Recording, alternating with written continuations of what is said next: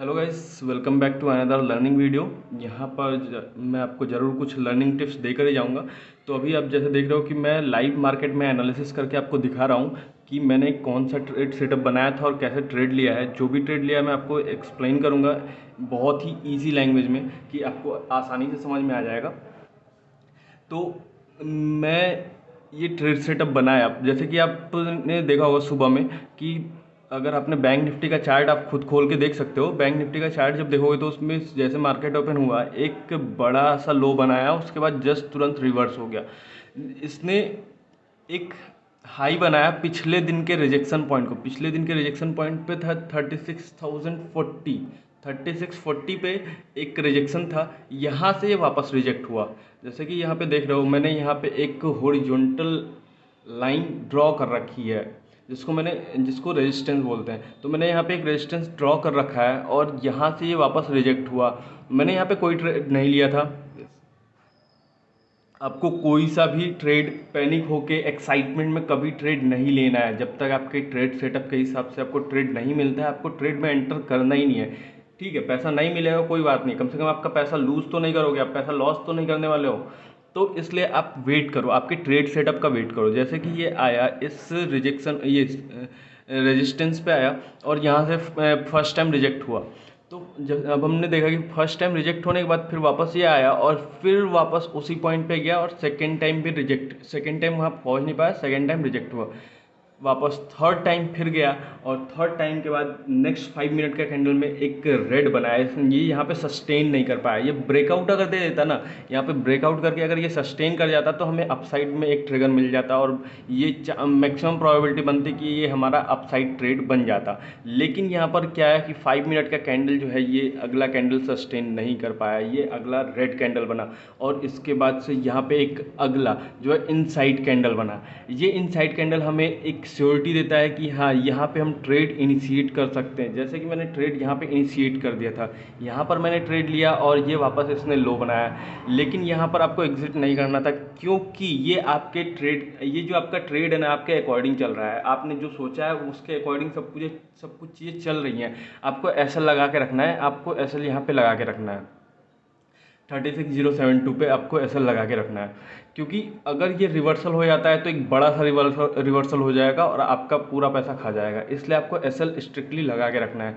तो यहाँ पे हमें एक ट्रेड सेटअप हमारे अकॉर्डिंग मिल चुका था और ये वापस एक ग्रीन कैंडल बना, क्योंकि आपको भी पता है कि मार्केट कभी भी एक स्ट्रेट लाइन में नहीं जाता है। इम्पल्सिव वे में हमेशा ऊपर नीचे ऐसे होके ही जाता है। अगर ऊपर जाएगा तो इम्पल्सिव वे में ही जाएगा, नीचे भी जाएगा तो भी इम्पल्सिव वे में ही जाएगा। ठीक है, तो नेक्स्ट कैंडल जो बना था वो ग्रीन कैंडल बना था। ये जैसे देख सकते हो आप, मैं थोड़ा सा बड़ा कर दूँ। ठीक है, ये देखो, फर्स्ट टाइम रिजेक्ट हुआ, सेकेंड टाइम रिजेक्ट हुआ, ये सेकेंड टाइम रिजेक्ट हुआ, थर्ड टाइम ये अगर रिजेक्ट होता है तो हमें एक ट्रिगर मिल जाता है कि ये डाउन साइड ट्रेड होगा। और इसने एक जो ट्रेंड लाइन बनाई थी थोड़ी देर के लिए, ये 1025 तक के लिए एक ट्रेंड लाइन बनाई थी, उस ट्रेंड लाइन को भी ब्रेक कर दिया इसने, तुरंत कंफर्म कर दिया। ये जो बॉक्स बना के रखा है ना, ये बॉक्स जैसे ब्रेकआउट देता है या ब्रेक डाउन देता है, ये हमें कंफर्म कर देता है कि हाँ, हमारा ट्रेड सही जा रहे हैं और हमारे पॉइंट्स मिलने वाले हैं। तो यहाँ पे हमने ट्रेड इनिशिएट किया था और इसके बाद से ये बड़ा सा रेड कैंडल बना और यहाँ पे आकर रुका। यहाँ पे बहुत सारे लोगों ने एग्जिट कर दिया होगा, मैंने भी सोचा एग्जिट करने के लिए, लेकिन मेरा टारगेट यहाँ तक का था। मैंने यहाँ पे अपना लिमिट लगा के रखा था, तो मुझे यहाँ तक वेट करना था। अब आप सोच रहे हो कि आपने वेट किया कि नहीं किया। मैंने इस ट्रेड को यहाँ पे छोड़ के फिर मैंने यहाँ से एक रिवर्सल के लिए ट्रेड लिया था। क्योंकि यहाँ पर जो है ना, ये एक सपोर्ट पॉइंट है, यहाँ से जस्ट रिवर्स होगा ही होगा।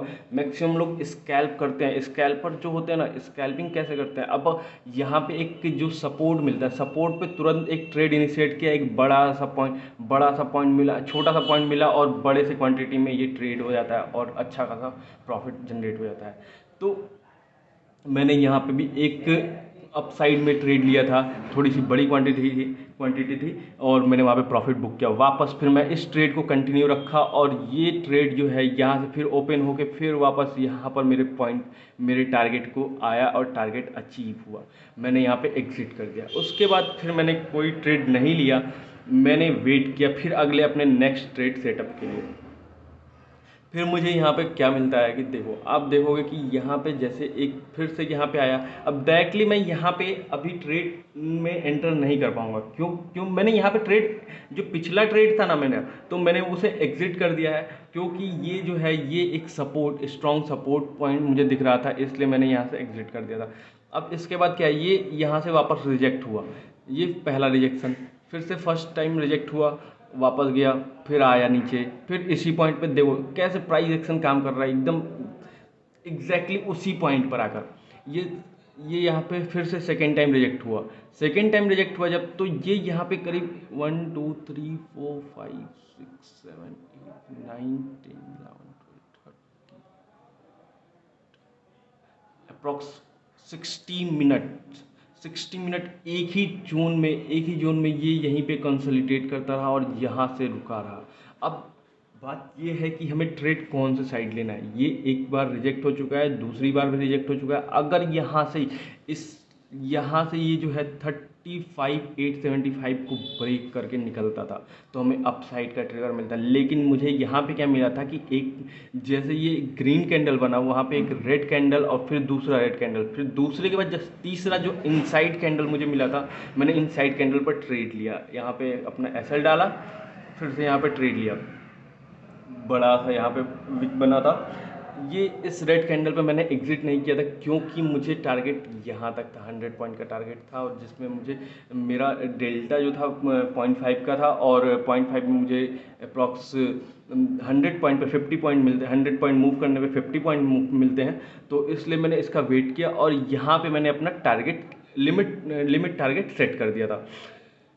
फिर से देखो आप कैसे एकदम प्राइस एक्शन ने काम किया, यहाँ पर आया, फिर वापस ये गया और ये रेड बनाया। ये आप ये जो ग्रीन दिख रहा है ना आपको, ये ग्रीन पहले नहीं बना, पहले यहाँ से ये मार्केट में क्या हुआ कि ये कैंडल खुला और यहाँ पर एक लो बनाया, इसने लो बना के यहाँ पे टच किया, जिस मैंने लिमिट लगा के रखा था, मेरा ट्रेड एग्जीक्यूट हो गया और यहाँ से फिर वापस चला गया।